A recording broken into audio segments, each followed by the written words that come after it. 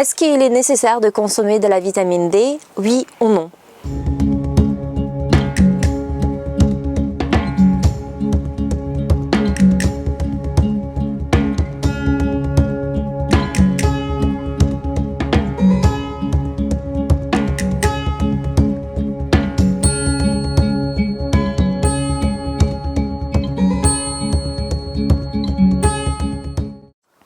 Comment augmenter notre vitamine D naturellement? Depuis plusieurs mois, la vitamine D, elle est vraiment ultra demandée. Donc, il y a plusieurs manières de la prendre, bien sûr, sous forme d'ampoule, sous forme de gouttes, sous forme de spray, etc.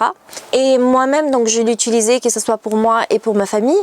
Mais finalement, ces derniers temps, j'ai vraiment eu ces réflexions que c'est dommage, en fait, que nous sommes en train de devenir vraiment des consommateurs sans cesse de vitamines, de suppléments alimentaires.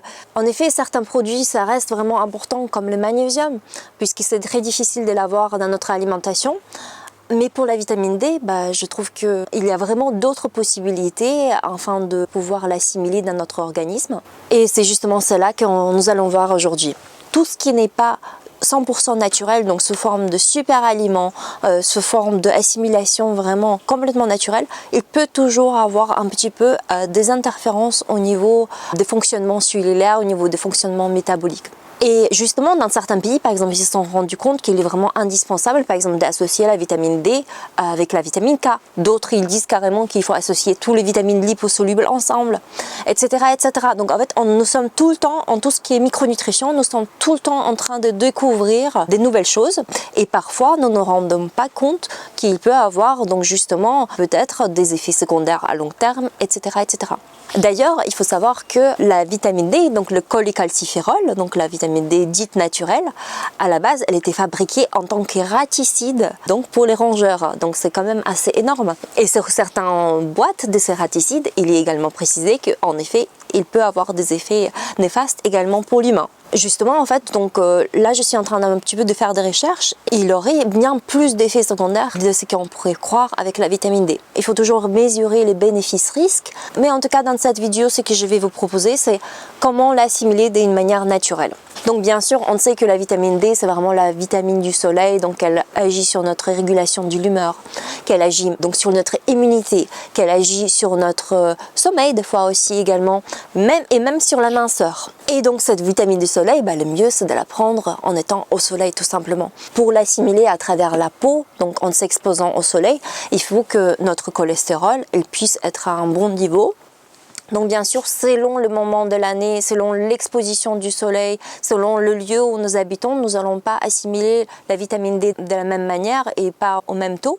Donc par exemple, vraiment en plein été, on peut monter au niveau de l'assimilation de 10 000, voire 20 000, voire 25 000 unités par jour. En hiver, bien sûr, ça va être beaucoup moindre, ça va être peut-être quelques centaines d'unités, peut-être 1000 unités par jour. Mais notre corps, il arrive aussi également à la stocker. Il peut la stocker pendant 21 jours dans notre organisme. Et en hiver, nous pouvons également nous supplémenter via l'alimentation avec des aliments riches en vitamine D. C'est notamment l'huile de foie de morue. Donc je sais qu'il n'y a pas tout le monde qui est fan de l'huile de foie de morue, mais pourtant ça reste un super produit qui contient donc justement la vitamine D, la vitamine A, un peu des oméga. Cependant, en France, il est très difficile de trouver une huile de foie de morue de qualité, puisque la plupart ils sont chauffés à des hautes températures. On utilise également des solvants, on utilise des fois des blanchissants, des désodorisants. Donc la plupart des huiles de foie de morue ne sont pas de bonne qualité.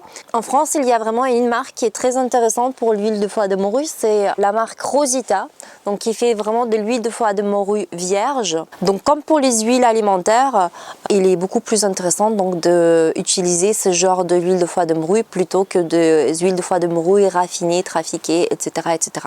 Donc ils le font sous forme de capsule ou sous forme vraiment huileuse à prendre avec une cuillère. À ma connaissance, c'est la seule qui existe en France qui soit de cette qualité-là. Vous pouvez également bien sûr manger tout simplement 2 fois de morue, donc ça existe sous forme de pâté, par exemple 1 fois par semaine ou 2 fois par semaine. Aussi également tout ce qui est produit de la mer et poissons d'une manière générale, ça apporte pas mal de vitamine D. Bien sûr c'est à des quantités beaucoup moindres que lorsqu'on s'expose au soleil, mais ça peut être en plus pendant la période hivernale. Voilà, donc cette vidéo, c'est vraiment une invitation d'aller dehors, de consommer vraiment ce que nos ancêtres ils consommaient parce qu'ils savaient vraiment ce qu'ils faisaient. Et voilà, de vous tourner de plus en plus vers le côté naturel et pas toujours supplément alimentaire. D'ailleurs, très important à savoir, c'est que la vitamine D, elle ne peut pas être assimilée sans le magnésium. Je pense qu'il y a beaucoup de carences qui ne sont pas justement liées à la vitamine D, mais plutôt à un manque de magnésium de qualité. Voilà, dites-moi en commentaire ce que vous en pensez des suppléments alimentaires. Est-ce que vous prenez la vitamine D? Est-ce que vous prenez du magnésium? Est-ce que vous avez déjà eu des effets secondaires avec la vitamine D? Ce serait intéressant de découvrir tout ça. Et je vous dis à très bientôt.